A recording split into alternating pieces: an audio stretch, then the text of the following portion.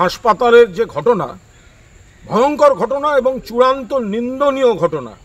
মুখ্যমন্ত্রী মমতা বন্দ্যোপাধ্যায়, সর্বভারতীয় তৃণমূল কংগ্রেস সকলেই এক বাক্যের তীব্র নিন্দা করেছেন। পুলিশ তদন্ত করছে, ইতিমধ্যেই একজন গ্রেফতার হয়েছে এবং মুখ্যমন্ত্রী জানিয়ে দিয়েছেন তদন্তের জন্য অন্য কোনো এজেন্সিও যদি কাজ করতে চায় তাতে কোনো আপত্তি রাজ্য সরকারের নেই। একই কথা জানিয়ে দিয়েছেন নগর পাল, পুলিশ কমিশনার কলকাতার, তিনিও একই কথা জানিয়েছেন। দক্ষতার সঙ্গে কাজ করছে পুলিশ। নিন্দনীয় ঘটনা, দোষীর কড়া শাস্তি চাই। মুখ্যমন্ত্রী বলেছেন ফাঁসি পর্যন্ত আবেদন করা হবে, পুলিশ সেই দিকে এগোচ্ছে।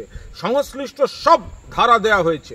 ব্যতিক্রমী ঘটনা, বিচ্ছিন্ন ঘটনা, কিন্তু সিপিএম আর বিজেপির এ নিয়ে কথা বলার একটা অধিকার নেই। সিপিএম জমানায় বানতলা সরকারি মহিলা ডাক্তারকে ধর্ষণ করে খুন, ধানতলা বরযাত্রীদের বাস থেকে নামিয়ে গণধর্ষণ, সিঙ্গুর, তাপসী মালিক, নন্দীগ্রাম, এরম একের পর এক ঘটনা রয়েছে। বিজেপি উন্নাও, হাতরাস, প্রয়াগরাজ, বিলকিস তার পরিবার, মণিপুর, মধ্যপ্রদেশ, সোনাজয়ী কুস্তিগিরদের শ্লীলতাহানি, একের পর এক ঘটনা রয়েছে। ফলে এই সিপিএম এবং বিজেপির কোনো অধিকার নেই একটা শব্দ বলার। কারণ অভিভাবকের মতো, দক্ষ প্রশাসকের মতো যা যা সিদ্ধান্ত নেয়ার, অপরাধ হয়ে থাকলে অপরাধীকে ধরা হবে, তদন্ত হবে এবং ফাঁসি পর্যন্ত যা যা শাস্তি সেটা মমতা বন্দ্যোপাধ্যায় ঘোষণা করে দিয়েছেন।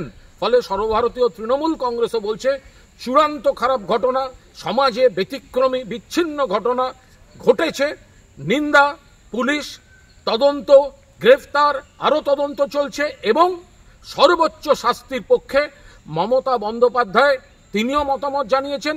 আমাদের দলও পরিষ্কার বলছে এ নিয়ে কোনো, যাদের কাছের মানুষ গেছেন তাদের প্রতি সহমর্মিতা, যাদের ঘনিষ্ঠ মানুষ গেছেন তাদের শোক জানাবার পূর্ণ অধিকার আছে, কিন্তু ন্যায় বিচারের জন্য যা যা করা দরকার মমতা বন্দ্যোপাধ্যায় করছেন। তাই এই নিয়ে অকারণ রাজনীতি করা, জলঘোলা করা, শকুনের রাজনীতি করার কোনো অধিকার সিপিএম বিজেপির নেই।